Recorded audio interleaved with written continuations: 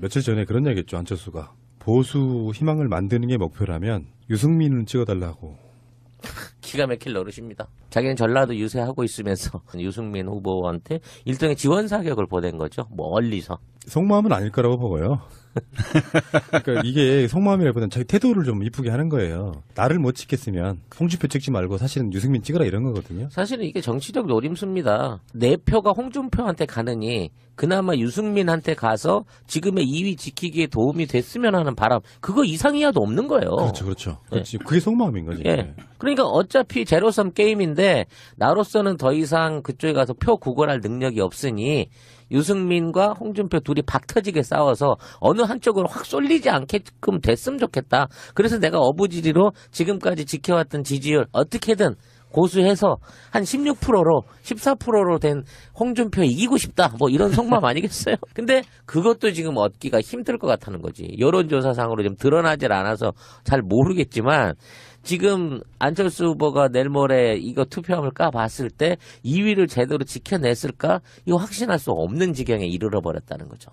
이게 이제 마지막 쟁점이 될 수 있었던 SBS 보도에 대해서 이걸 좀 더 문재인 후보 편에 서서 지금의 이와 같은 언론 행태를 비판하거나 이 부분에 대해서 어떤 강력한 진상조사 같은 걸 요구하면서 선명성을 좀 보여줬으면 막판에 조금이라도 좀 득표가 가능했을 것인데 홍준표가 쫓아가서 깽판 치고 막말하는 거하고는 또 다른 방식으로 이거 사실인 것 같은데 이거 의혹인 것 같은데 하면서 깐족깐족 불질르려다가 오히려 역풍을 더 맞고 있는 듯한 하락세의 역풍을 맞은 듯한 증황이 보이고 있다는 게 문제인 거죠.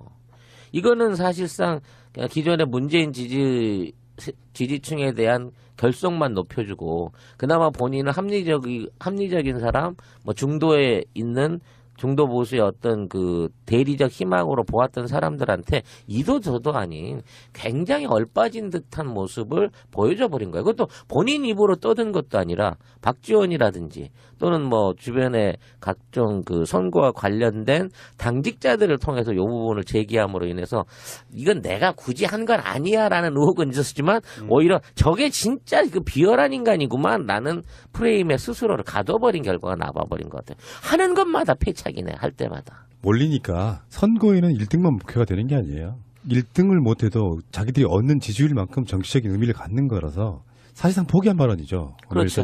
내 힘으로는 못 뺏으니 니들끼리 싸우다 다 죽어라. 나는 2등만 할게. 나는 어부지리 할게. 난 2등이면 돼.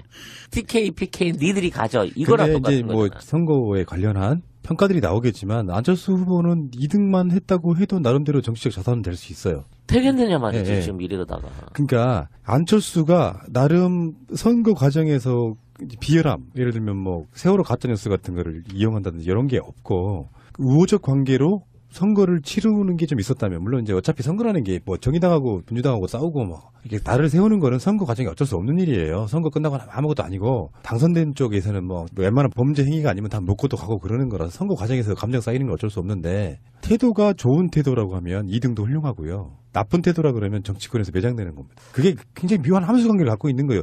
홍준표가 지금 저런 태도로 선거 임해가지고 설사 이의가 난다고 해도 홍준표도 저는 내가 보기엔 매장이고. 그렇죠. 저는 안철수 후보 참 안타까운 게 진보의 입장에서 섰든 아니면 보수를 주창하는 입장에서 섰든 어느 한쪽으로만 올인을 했어도, 투트랙을 안 하고 어느 한쪽으로만 올인을 했어도 이미는 충분히 할 수 있는 여건이 있었어요.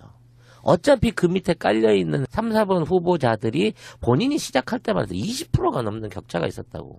그 20%가 넘는 격차를 일주일 만에 다 까먹은 거야, 이 사람은. 뭐를 한 거야, 뭐를. 근데 그건 안철수 잘못도 아니에요. 그러면 표 난민들이 둥둥 떠다니다가 좋아하지도 않는 사람한테 잠깐 가짜로 그래도 문재인보다는 안철수를 더 찍고 싶은데 뭐 이런 느낌이었으니까 그 표는 자기 표가 아니지 사실은. 그러니까 난민들이 배에 타고 바다를 헤매고 있는데요. 저기 배 한 척이 오는 거야. 통통통통 그래서 거기를 타려고 다 올라가 보니까 이 배가 침몰하게 생겼어요. 작아서. 그러니까 다시 원대복귀하는 거예요. 그래서 더 큰 배를 찾아가는 거예요. 총각 때 지나간 아가씨가 자기한테 윙크했다고 내 여자라고 말하는 거랑 똑같은 거야.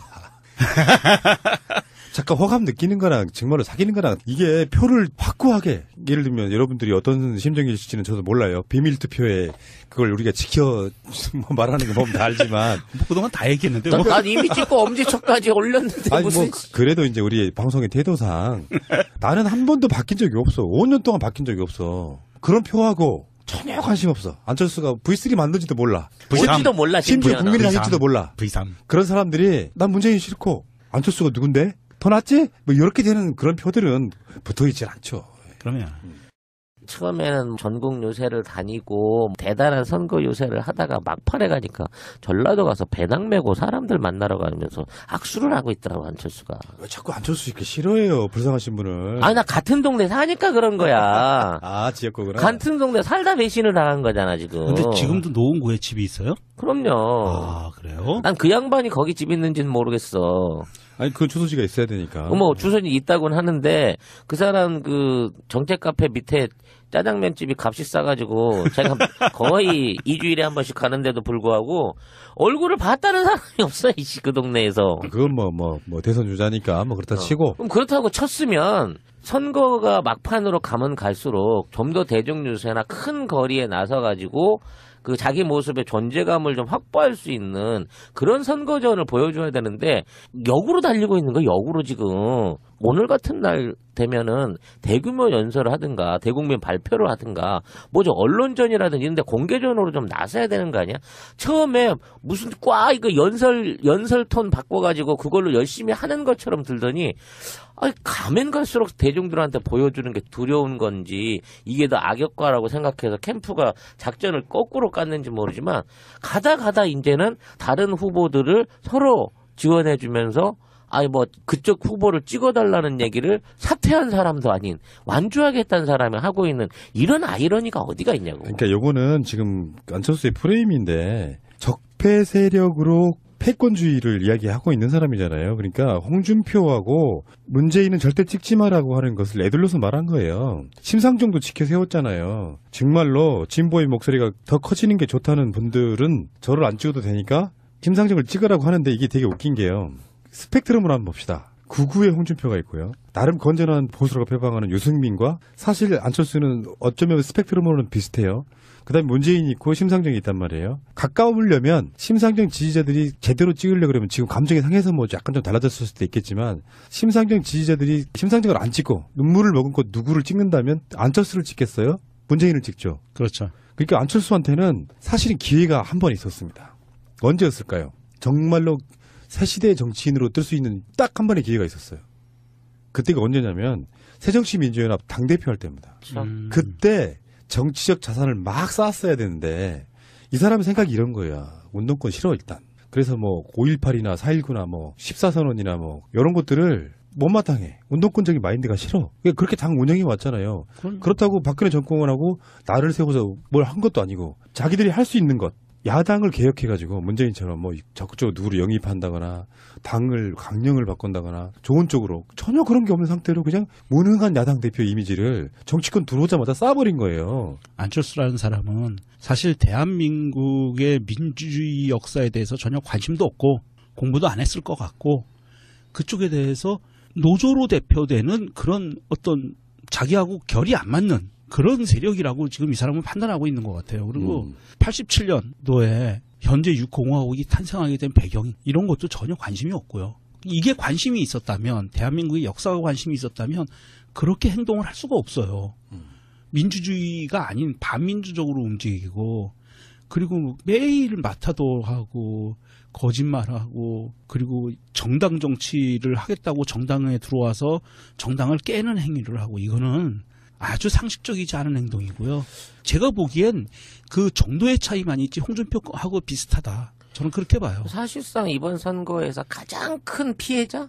아니면 선거 전후를 따져봤을 때 어떤 얻은 것보다는 잃은 게 많은 사람으로 저는 홍준표를 생각했는데 이제는 안철수가 그 자리에 선 것 같아요. 전 물론 뭐 지금 뭐 최근에 봐서 오차 범위 안에서 2위를 넣고 엎치락 뒤치락 하고 있다고는 하는데 그만큼 위상이 떨어져 버린 것 자체도 사실은 안철수는 심각한 정치적 어떤 생명의 위협 상황이 될 수 있는 거고 정말 이 선거 이후에 국민의당 또는 안철수를 정치판 안에서 볼 수 있을까 싶은 또 걱정이 되나요? 이제 막 동정론이 생기네. 난 투표를 끝나서 그런가? 그분은 이제 정치를 떠나도 잘 먹고 잘 사시는 분이에요. 걱정하지 않으셔도 돼요. 대한민국의 아주 최고의 재력가 중에 한 명이고, 그리고 자신의 모기업이 지금 주가가 말도 한 4분의 1 가까이 지금 떨어지고 있잖아. 아니, 그게 정상 주가예요. 아, 그 정상가예요? 원래 정상이었어요. 그동안 거품이었던 거야? 원래 이게 6만 원, 5만 원대에서 6만 원 초반이 정상이었고요. 이게 테마주라고 그래서 말도 안 되게 3배 가까이 올랐던 15만 거고요. 원, 16만 원까지 그러니까요. 급등했었죠. 이게 그건 말도 안 되던 거고 그때는 그 작전이 들어갔던 것 같고 지금이 정상입니다. 안랩 주가는 많이 떨어진 게 아니에요. 저는 이제 그 흔히 하는 말로 샤이 지지층이라 그러잖아요. 샤이 홍준표는 홍준표를 찍기는 하지만 솔직히 쪽팔려서 내가 찍는다고 얘기 못하는 사람이 많이 있다는 거예요. 나 그거 인정합니다. 왜? 찍기는 찍어야 쓰나 기존의 관성 때문에 아무리 새누리 잔당이라 해도 밀어는 줘야겠는데 차마 내가 이 새끼를 찍어야 되나. 이건 사유가 있을 수 있어서 샤이가. 샤이 안철수가 있을 수 있냐고. 안철수를 찍는 게 부끄러운 사람들이 지금 지지를 표현하지 못하고 있는 층이 있다는 말이 되냐고.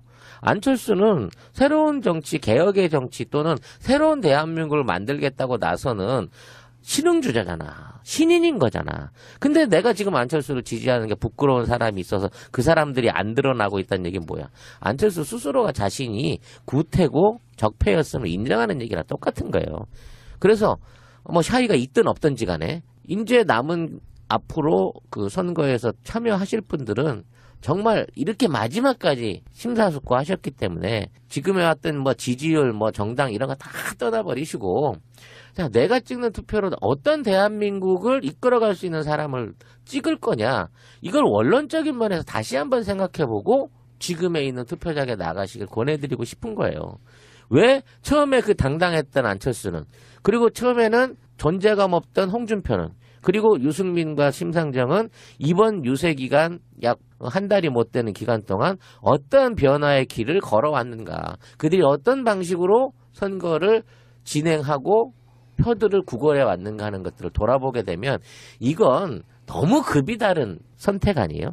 영화관에 가갖고 블록버스터하고 20, 30년 된 방화들을 보고 있는 거랑 똑같은 선택의 기준일 거라고 봐져요. 나는 아직도 안철수 후보 캠프에 들어가고 싶습니다. 또? 가지 말라니까요. 막판 역전이 벌어지면 어떡해요. 도와주고 싶어요. 국민을 대하는 자세랄까? 나는 안철수와 나를 한번 비교를 한번 해보겠습니다. 인문학적 소양은 제가 더 뛰어날 거라고 봐요. 인정. 공부는 제가 더 못했을 수 있어요. 목소리는 제가 더 좋습니다. 인정. 근데 문제는 뭐냐면 싸움도 네가 더 잘할 것 같아요. 훨씬 잘하지. 근데 문제는 공감력 없는 사람은 정치하면 안 돼요. 맞아요. 내가 야당이야. 내가 아까 새정치민주연합 공동대표 나중에 이제 중간에 사퇴하고 막 이러는 어떤 과정이라는 게 있는데 그 과정 속에 야당을 지지하는 사람들은 야당이 무엇을 원할까? 엄혹한 시절, 그러니까 평화시가 아닌 독재에 가까운 어떤 시절의 야당은 사실 가장 먼저 내세워야 될 게 현재 여당과 다른 점을 차별화시키면서 선명하게 그들과 싸우는 게 먼저예요. 정책 개발하고 하는 건 두 번째 문제야. 자기들이 소수이어서 정책 개발을 그걸로 인정받으려면 뭐 어떤 상황이 벌어져야 되냐면 원내에서의 정치라는 게 독재의 세력한테 우리가 정책 개발해서 통과시켜달라고 서로 간에 그 협력이 필요하잖아요. 의석이라는 게. 그러면 그쪽도 협력을 해줘야 돼서 결국은 사쿠라가 되는 거거든. 그러니까 안철수는 어떤 방식으로 자기를 차별화시켜 왔냐면은 야당도 싫고 여당도 싫고 그러면 여야를 막론해서 완전히 새로운 정치를 보여줬어야 되는데 밖에 나가서 하는 짓은 사실은 구기득권스러운 짓은 계속 하고 있고 자기가 구기득권이고 적폐 세력이면서 쟤들 적폐야라고 말하고 있으니까 공감력이 떨어지는 거예요. 국민들 입장에서. 이번 마지막 토론에서도 그런 이야기 했잖아요. 친박과 친문의 패권 세력을 이야기했잖아. 그 패권 세력이라는 게 그런 거지. 문재인 지지자 입장에서는 할 말이 되게 많은 거잖아요.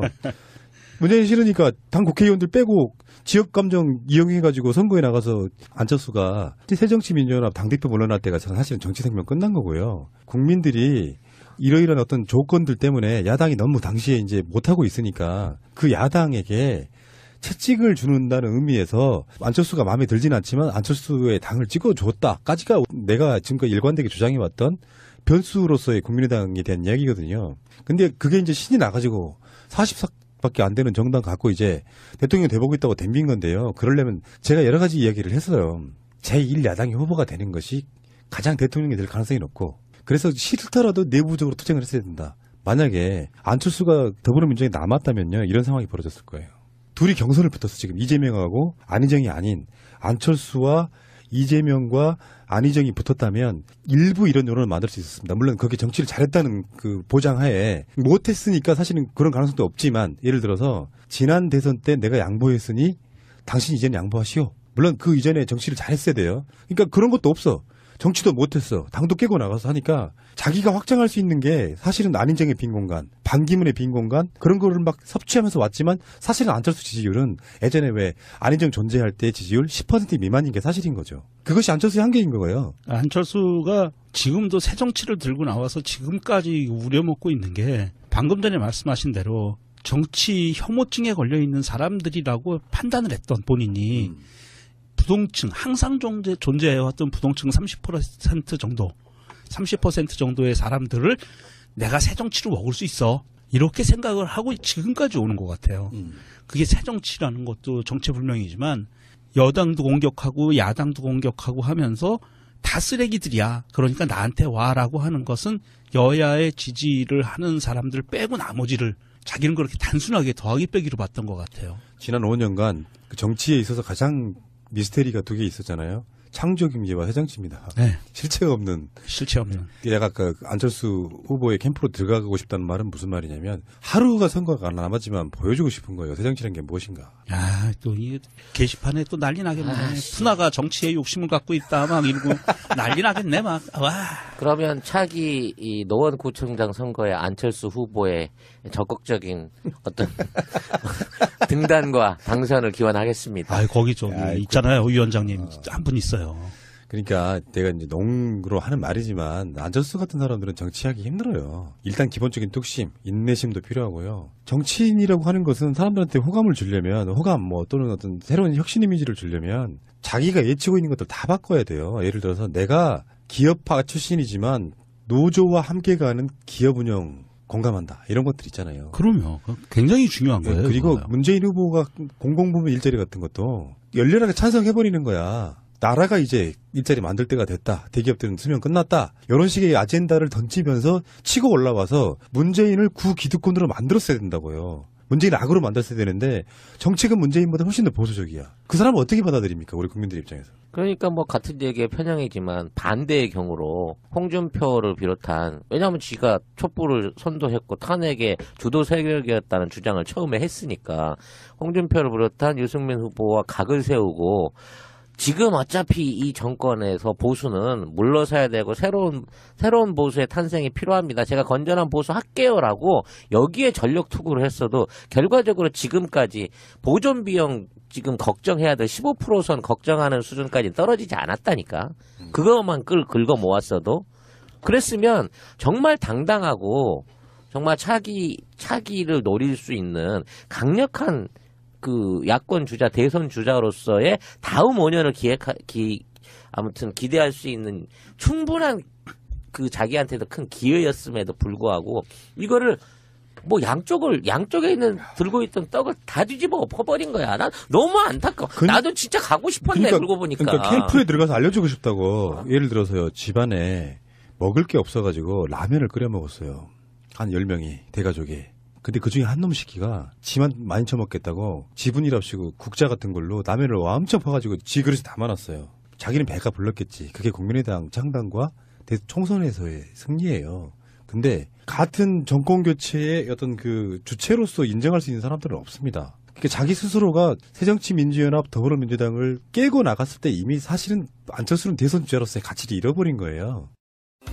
문재인 1번을 찍고 이 세상 속에 힘든 일 모두 지워버려.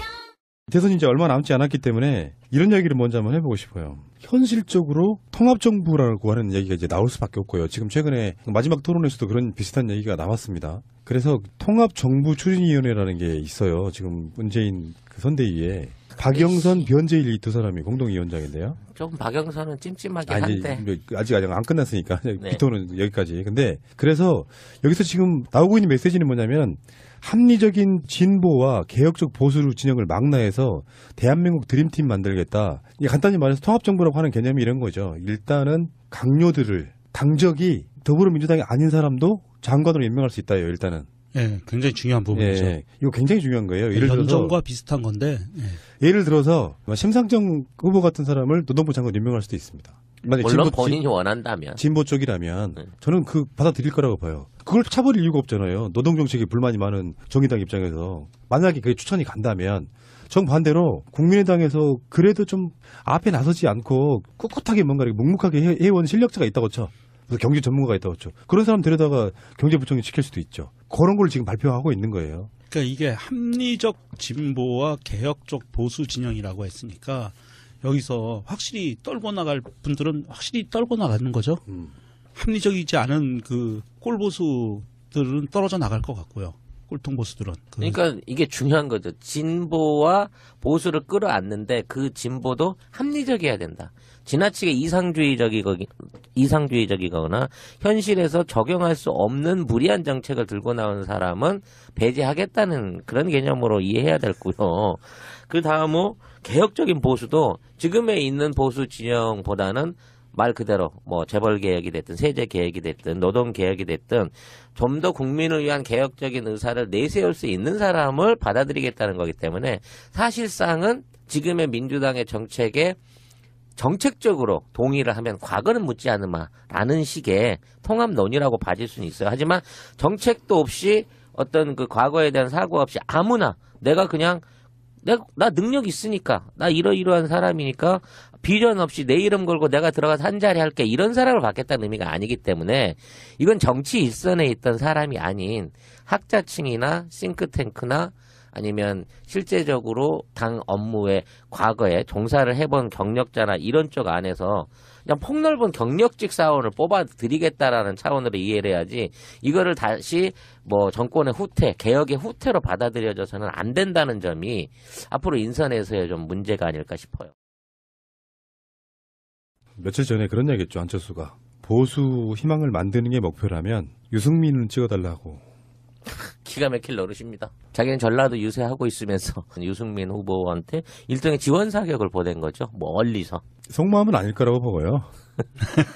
그러니까 이게 속마음이라기보다는 자기 태도를 좀 이쁘게 하는 거예요. 나를 못 찍겠으면 홍준표 찍지 말고 사실은 유승민 찍으라 이런 거거든요. 사실은 이게 정치적 노림수입니다. 내 표가 홍준표한테 가느니 그나마 유승민한테 가서 지금의 2위 지키기에 도움이 됐으면 하는 바람 그거 이상이야도 없는 거예요. 그렇죠. 그렇지. 그게 속마음인 거지. 예. 그러니까 어차피 제로섬 게임인데 나로서는 더 이상 그쪽에 가서 표 구걸할 능력이 없으니 유승민과 홍준표 둘이 박터지게 싸워서 어느 한쪽으로 확 쏠리지 않게끔 됐으면 좋겠다. 그래서 내가 어부지리로 지금까지 지켜왔던 지지율 어떻게든 고수해서 한 16%로 14%로 된 홍준표 이기고 싶다. 뭐 이런 결속만 높여주고 그나마 본인은 합리적인 사람, 뭐 중도에 있는 중도 보수의 어떤 그 대리적 희망으로 보았던 사람들한테 이도 저도 아닌 굉장히 얼빠진 듯한 모습을 보여줘 버린 거예요. 그것도 본인 입으로 떠든 것도 아니라 박지원이라든지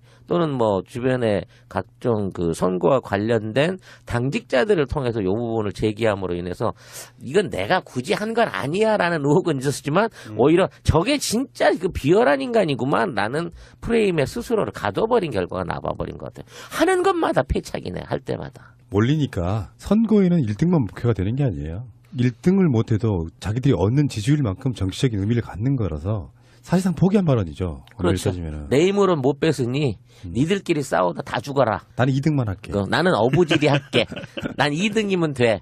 TK, PK 니들이 가져. 이거랑 똑같은 거잖아. 뭐 선거에 아니겠어요? 근데 그것도 지금 얻기가 힘들 것 같다는 거지. 여론조사상으로 좀 드러나질 않아서 잘 모르겠지만 지금 안철수 후보가 내일 모레 이거 투표함을 까봤을 때 2위를 제대로 지켜냈을까? 이거 확신할 수 없는 지경에 이르러 버렸다는 거죠.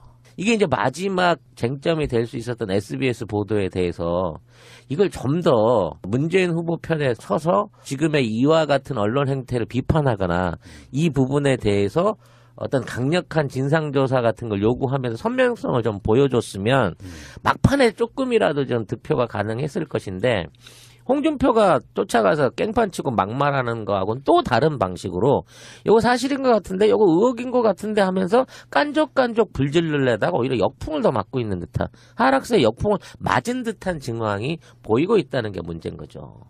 이거는 사실상 기존의 문재인 지지층에 대한 관련한 평가들이 나오겠지만 안철수 후보는 2등만 했다고 해도 나름대로 정치적 자산은 될 수 있어요. 되겠느냐 말이지 예. 지금 이러다가. 그러니까 안철수가 나름 선거 과정에서 비열함, 예를 들면 뭐 세월호 가짜뉴스 같은 거를 이용한다든지 이런 게 없고 우호적 관계로 선거를 치르는 게 좀 있었다면, 물론 이제 어차피 선거라는 게 뭐 정의당하고 민주당하고 싸우고 뭐 이렇게 나를 세우는 거는 선거 과정이 어쩔 수 없는 일이에요. 선거 끝나고 나면 아무것도 아니고 당선된 쪽에서는 뭐 웬만한 범죄 행위가 아니면 다 먹고도 가고 그러는 거라서 선거 과정에서 감정 쌓이는 건 어쩔 수 없는데, 태도가 좋은 태도라고 하면 2등도 훌륭하고요. 나쁜 태도라 그러면 정치권에서 매장되는 겁니다. 그게 굉장히 묘한 함수관계를 갖고 있는 거예요.